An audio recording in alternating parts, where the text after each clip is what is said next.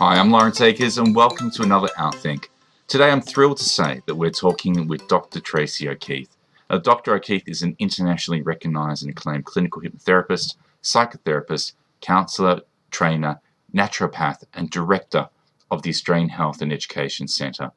She is an expert in crisis and trauma recovery, alcohol and drug addiction, and has worked with over 20,000 patients face to face. She is herself a trauma survivor, having been abandoned as a child in institutions, and went on to become a highly successful therapist, writer, researcher, and public speaker. She has been the author and co-editor of several books, including Finding the Real Me, True Tales of Sex and Gender Diversity, Trans People in Love, and the Amazon bestseller Inspiration for Survive and Prosper, Personal Transformation Out of Crisis, which I can wholeheartedly recommend myself. Our chat with Tracie today is fascinating, covering everything from the acronym alphabet soup through to the impact of same-sex marriage legislation and back via a discussion on addiction and the impact of vice on the gay community. For those who are keen to find out more about Tracie or to reach out to her, I'll provide full details on the Release Hypnosis website about her clinic in Sydney or in the links section below. I should point out that this interview was conducted over Skype, and unfortunately technology was not on my side for this interview. However, I was so impressed with what Dr. O'Keefe shared, I've kept the interview as is and worked with the audio as much as possible. With that in mind, let's jump straight into a conversation with our guest for this OUTthink, Dr. Tracie O'Keefe. With the recent successful changes resulting in marriage equality, what kind of impact has that had on LGBT relationships that you've noticed? And has there been perhaps any negative sides to this along with the obvious positives? I think I have to backpedal about 3 steps just to come back to the spaghetti labelling. Mm-hmm. We don't use the LGBT yada yada yada forever letters because it leaves people out. Yes. So we talk about people who are sex, gender or sexuality diverse. Yes.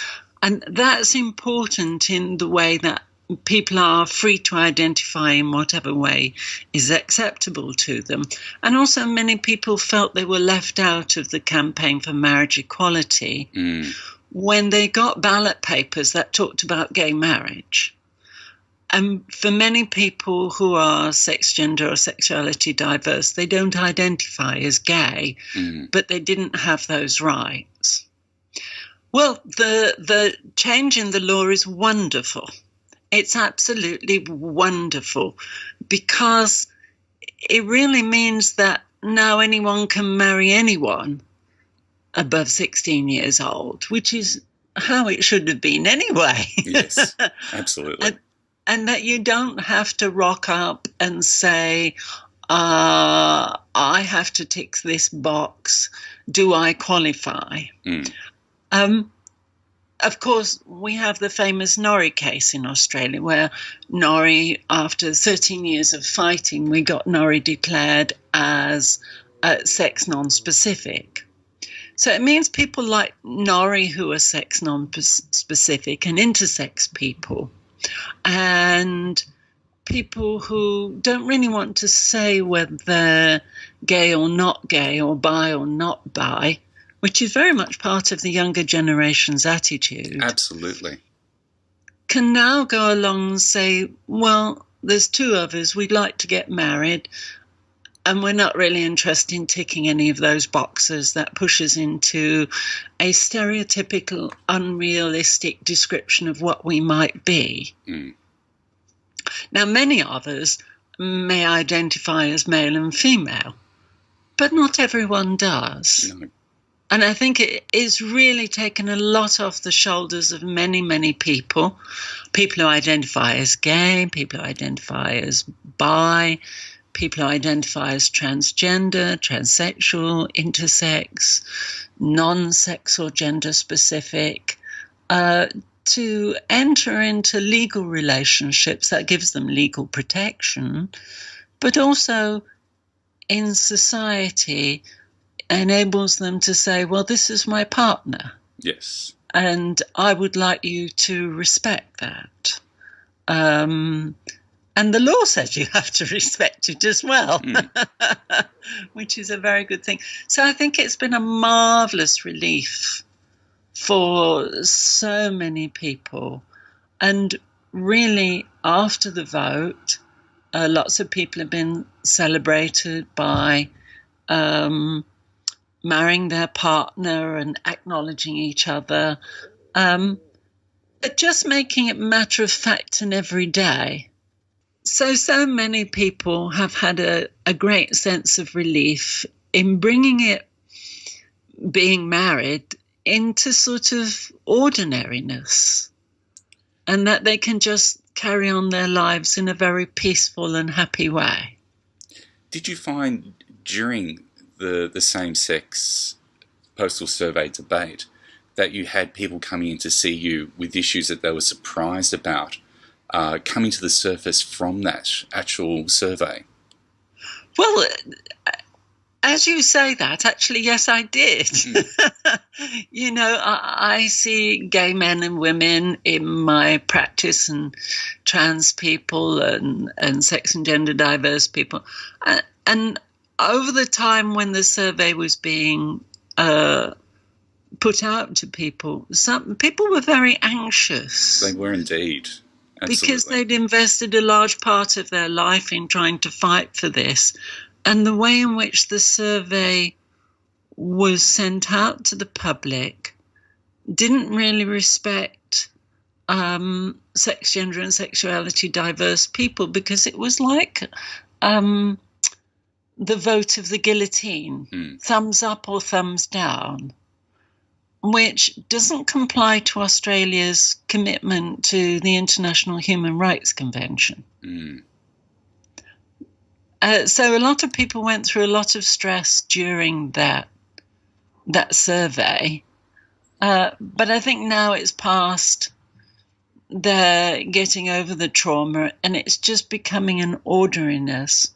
Although politically, for sex and gender diverse people and sexuality diverse, it must never be considered as ordinary, because we're a minority. And I think we always need to protect those rights. Absolutely. And what advice would you have out there for listeners who perhaps are still feeling the aftershocks of that same-sex survey?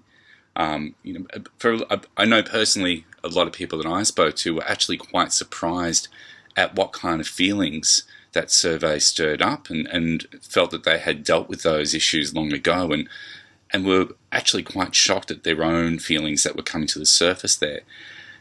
Given that we've had such a successful result, we'd hope that most people are now feeling comfortable with that and being able to enjoy life. But for those who still find that there is something lingering there, what advice would you offer to them? I think it's important to focus on your victories in life. Yes. And your successes and achievements. And it has been a mammoth achievement. And every single person involved, every person that it affects, was part of that achievement. And even people who identified as heterosexual who were involved in it, they were part of that achievement. So I think it's important to own the success. And many things in life are very traumatic when you're trying to correct a wrong. And when that wrong is corrected, I think it's very important to move into celebratory mode and relish your victory. Changing topic into addiction. Within the gay community, there seems to be a rise of this chemsex or party and play, as it tends to be known. And obviously, while we're not here to judge the behaviour, it has resulted in many people forming an addiction to illicit substances, especially ice. What kind of impact have you noticed from the people you've worked with around this issue? I love the Americanism party and play. Yes. It's such a it almost sounds like, they're holding some sort of Tupperware party or something. Exactly, yes. I think it's important to remember that chemsex has always existed. If we go back to the Egyptians were doing cocaine and having sex. And if we go back to ancient Rome, we can see the profuse use of alcohol and orgies.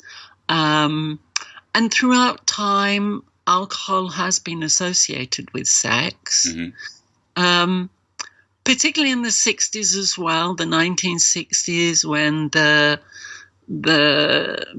beatnik and the baby boomer generation came through. They smoked dope and they took acid and, free love. And then in the 70s, we had all sorts of influences coming out of the factory in New York with Andy Warhol, of people taking amphetamines and fixing up heroin and having sex, and the whole films were made about that. Yeah. In the 80s, of course, we had ease, and everybody was so lovey-dovey when taking ease that it broke down a lot of barriers between people. Methamphetamine is not new. No, it's not. It's been around for some time now. It's been used for a long time. Hitler himself took methamphetamine and he gave it to the soldiers as they marched into countries to keep them awake. Yes. Methamphetamine gives a particularly big high, really big high. And also the other drugs that come under chemsex as well give a state of being that is really very different to our normal conscious state. There's certainly a lack of inhibition that goes on there, which can obviously drive people to engage in far riskier behaviour than what they would have normally. It is, and it is very much about disengagements of parts of the brain that operate good risk assessment. And when you take influences that disable those parts of the brain, people do take riskier behaviours, particularly younger people between 16, 17 to about 25, because less myelin sheath has formed around the nerves in the brain. So they don't use the logic circuits that older people do. There's a lot of protectionism around culture and chemsex in the gay world. Yeah. For instance, around poppers in the 70s and 80s, around sex on poppers. And a lot of people who are having chemsex often think they're in control, but any mind-altering and substance takes away a certain amount of control from you. So the decisions that you make sometimes may not be rational. And they're not decisions you might make when you're in ordinary consciousness. So I think there's a lot of worry around chemsex, and particularly with the arrival of PrEP, because PrEP's sort of given a mentality that it's really okay to go back to the early 80s and have sex here, there, and everywhere, and whatever consequences you have can be cured or might not occur. But PrEP isn't 100% successful. No. And we don't know the long-term effects of PrEP as well. One of the major problems that comes with chemsex is it can lead to addiction. And I do see a lot of people who experience addiction from being involved in chemsex activities.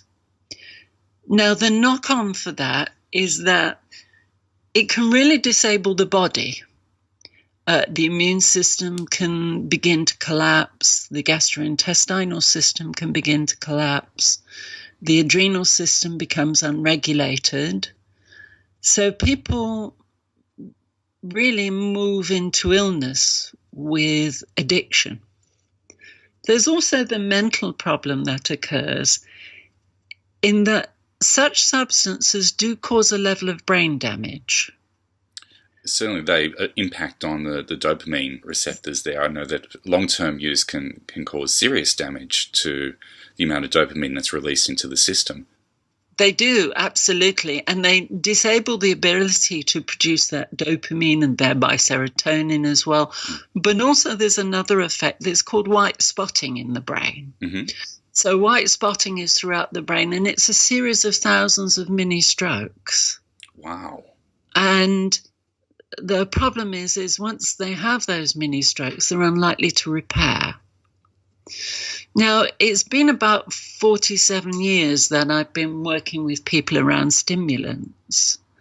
And over that period, I have seen people who have basically fried their brain, and they really don't recover or do well. Mm. And what is a particular concern in joining PrEP and chemsex together is that people are thinking that, okay, so I'm protected from HIV, but they're not focusing on being protected from the long-term effects from continually using those drugs. Mm-hmm. And the people I see coming into clinic are people that have extremely high anxiety. They have post-drug-induced psychosis, they have paranoia, they have depression, can go on to bipolar, they may have a psychotic break, go into beginnings of schizophrenia, but also there is the social impact. And the social impact is about they may be doing well, they may be making loads of money, but the chemsex gets out of hand and a year later they're broke. Yeah. And that's the impact is not only physical, mental, but social. Yes. So putting aside the judgment around chemsex, because humans will always perform chemsex, I think it's important that we draw people's attentions to the risks that go with that, because there's a lot of PC mentality and propaganda that goes out which talks about minimal harm. But in clinic, we see people who have experienced maximum harm. And for those people, any level of those drugs is catastrophic. Mm. And I think the information going out to people needs to be more clear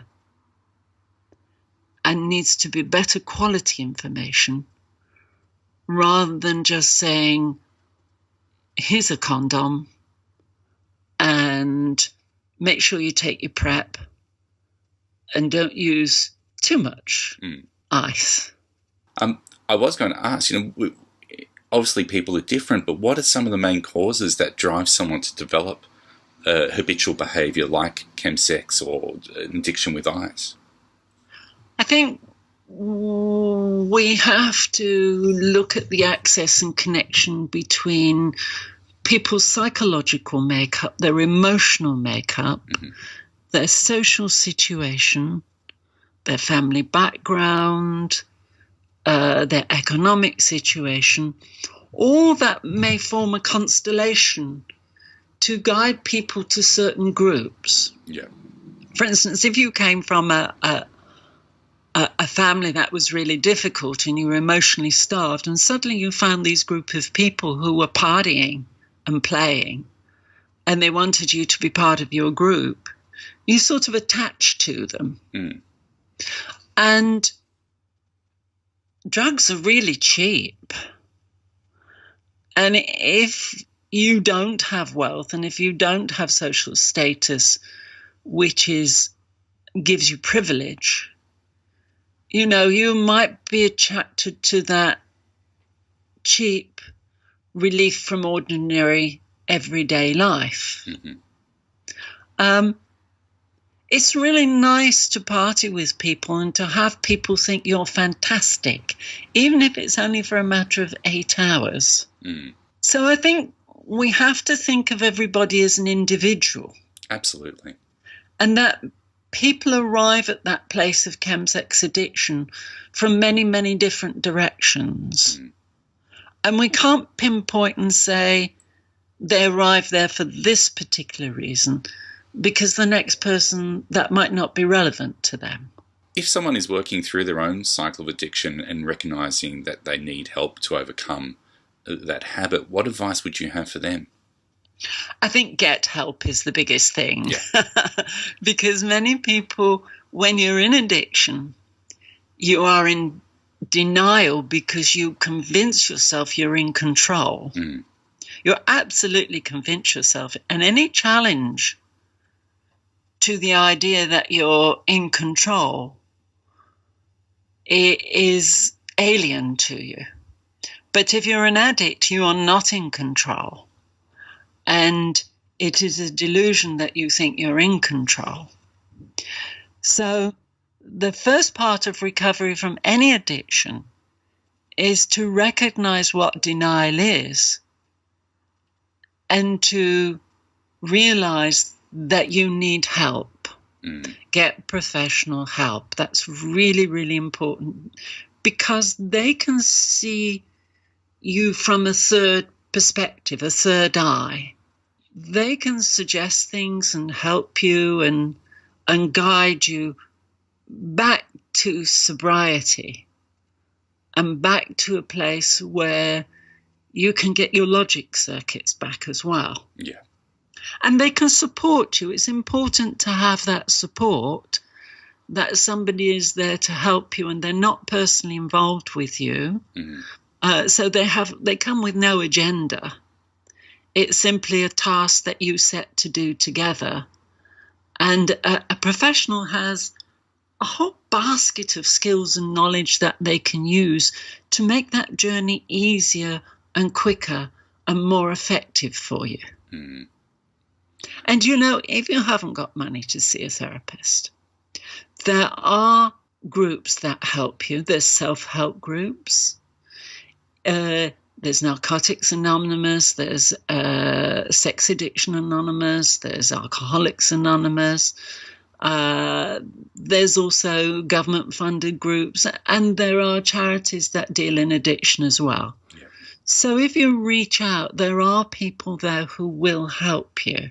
One of the things I love about working addiction is there's so many different organisations that will reach out and help people.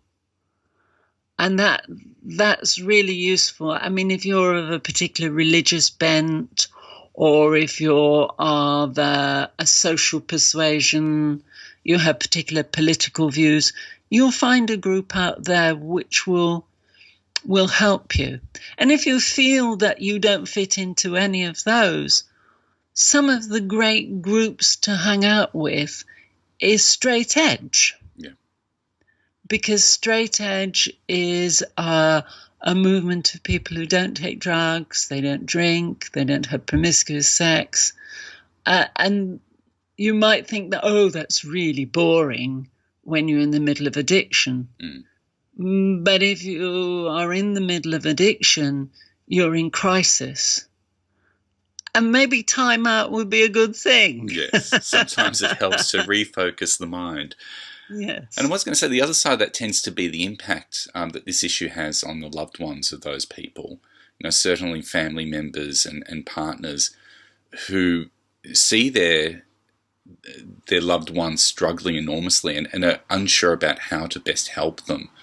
In your experience, what can someone do to help someone who is struggling with this form of addiction? Yes, that's a difficult one, because it depends whether it's a friend or parents have the most difficult time because they want to rush in and save their offspring, and they're so emotionally connected to the person that they're unable to have an objective perspective. They're unable to see things clearly, and sometimes there is a danger that they may facilitate the addiction. For instance, I had one family come in, and rather than the the offspring being involved in sex work to fund their addiction, the parents were buying the drugs for them. And the parents thought they were helping them, but they were actually facilitating them. Yes. And partners can be devastated. I think, again, with partners, getting professional help is very important. Somewhere you can go and talk about your situation, that you can gain clarity of mind, and that you can have support as well. And that's very important, because if you're with someone who has an addiction, it's a rough ride. And you must be strong yourself and not be dragged into the black hole of the chaos that surrounds addiction. And it's very important that you are supported to remain strong and to remain objective, because the addict is lost. And you, as the supporting member of the family or the supporting friend, cannot join them in that lost space. Otherwise, you can't actually help them. Yeah. So to help someone, you must be strong yourself, and you must step back and look at things from a distance, so you can go in and help where you need to in a way that best serves the addict to recover. I almost have in my mind that airplane metaphor that we often hear about, when the plane's going down, you need to make sure that you have your life mask on first so that you can help other people around you, or capable of helping other people around you. Absolutely, yes. I guess it's a wonderful metaphor when it comes to mental health and addiction, to make sure that you're strong and resilient and capable of dealing with these situations so that you can assist your friend or your family member or your loved one. Yes, and it's a mystery to me why government does not offer support for families and people who are dealing with someone with addiction. I really don't understand that, because it doesn't work when you don't give people support. One of the best examples of a change in social attitude is Portugal. In 2001, Portugal decriminalised drug possession and took all the money it took from prosecuting people struggling with drugs into helping them rehabilitate, apprenticeships, helping them get on their feet. And now Portugal has one of the lowest drug problems in the world. So we can see that supporting people having a problem and their families actually works. And it's really important that organisations also campaign to governments that they offer support to extended families as well. I think one of the reoccurring themes that has come up through our conversation today, and something that I know that is very much an area you specialise in, is that concept of resilience, or that ability to find resilience. I know in the first chapter of your book, Inspiration for Survive and Prosper, Personal Transformation in a Crisis, you were incredibly transparent and open about the incredible challenges you face at the start of your life. And, resilience is really the word that comes up out of that. I know it's a very broad question, but I guess for someone who is struggling to bounce back and who perhaps is feeling stuck or beaten, what advice would you have for them to find their inner resilience? Oh, well, yes. I mean, my life was very rocky to begin with. Both my parents had mental illness. I was a trans child in 1966, which was completely unheard of. And the abuse and social ostracization one got as a young trans person in those days was relentless. But I think I always believed in the goodness of people. And I've met some wonderful people throughout my life who have helped me in so many ways with acts of kindness, with asking nothing in return. And what that did in me is install optimism. So we all, as human beings, go through our darkest nights. It doesn't matter who we are, what our background we're from, how wealthy we are, how many letters we've got after our name, none of those things. We all go through crisis in our lives. And when you're in a crisis, it's important to survive that crisis and use the right skills to survive the crisis. But you cannot live the rest of your life in crisis, because that's not a life. No, it's not at all. That's a trauma. To be constantly experiencing each day as if you're under attack or fear of attack is just a horrible experience. Yes, it's re-traumatizing yourself. And so I talk in the book about also going through the second stage of transforming. And there are many transformations in life. Marriage, of course, is a perfect one. Yes, exactly. Puberty, menopause, andropause, and transformations are a natural process. So we must eventually leave the survival stage of post-trauma, go through transformation, and go on to lead a life of prosper. Because we are so lucky to be alive and to see the sun rise and to have food and a roof and people who will say hello to us. That no matter who we are and where we are, there's another day. One of my favorite people that I follow on the internet is a yoga teacher who's 99 years old in New York. She's going to be 100 soon. Wow. And every morning she teaches yoga. And she teaches yoga because she still enjoys it and because she goes Latin dancing in the afternoon. What a phenomenal person. And the dresses are expensive. And it allows her to dance with the young men as well. And what she says is every day I get up, I say to myself, this is going to be the best day of my life. And throughout a day, there's problems throughout all of a day for all of us. But I think resetting ourselves constantly to move towards prosper in our life enables us to embrace and enjoy a good life and enjoy the blessing of being alive, because it is a blessing. It's a wonderful thing. And, the smell of the roses, strawberry ice cream, and people. I've always had a love of people. Yes. People spending time with people is like food. It's that connection that you can build with people and to be able to feel accepted and part of something. It is. If you're isolated, you're starving yourself. Yes.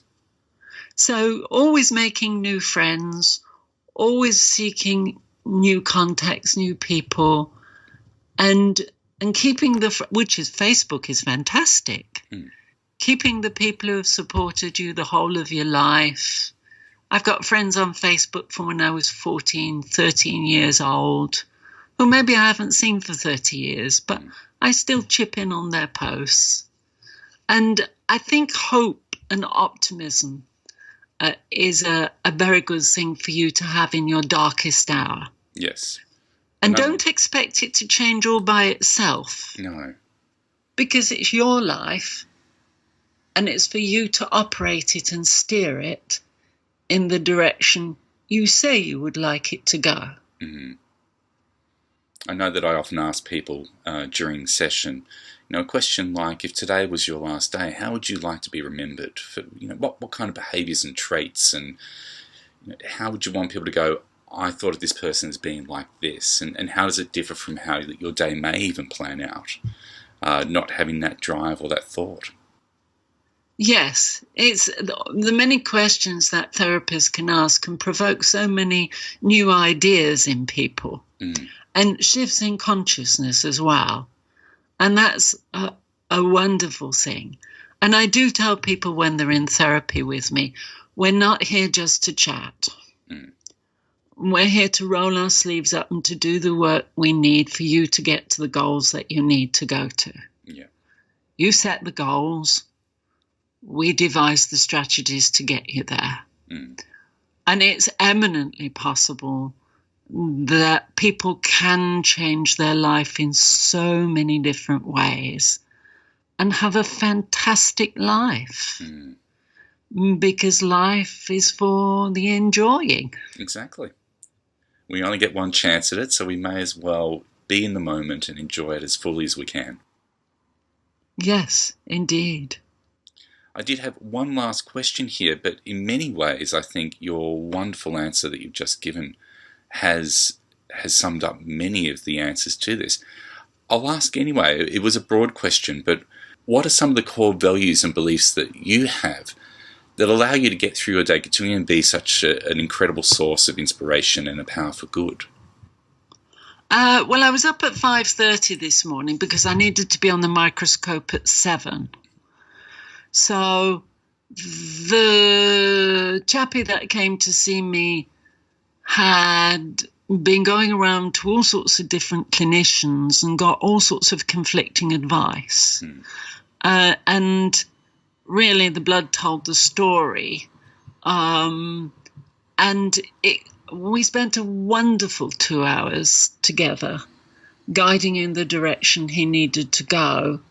And it was just nice to be able to help someone, because for all of us, altruism is the key to self-healing. In that life isn't just about us. Life is about the ripple effect and the way we affect other people's lives. I think my inspiration is I like to get up in the morning and try and be someone who I would have liked when I needed help when I was young. It's a wonderful thought. Yes. I had a teacher when I was very, very young. There was only 3 books in my house as a child. The Bible. Apparently my father was a Catholic. I never knew that. My mother's cowboy novel, which he read about 500 times. And the story of Robin Hood, which is really a book of thieves and not suitable for children. But when I was 9, I had a form teacher who read me Wind in the Willows, which is a English children's story about a rat and a mole and a badger that live by the river that have adventures. And then she read us a story about Wurzel Gummidge, which is a scarecrow that lives in a field, and they have a turnip head for maths, and they have another head for dancing, and a head for something else. And I thought, well, I wonder if I could have different heads. And one day, when my father had been taken away in the ambulance in a straitjacket once again, I was in tears in the playground. The teacher took me into the library.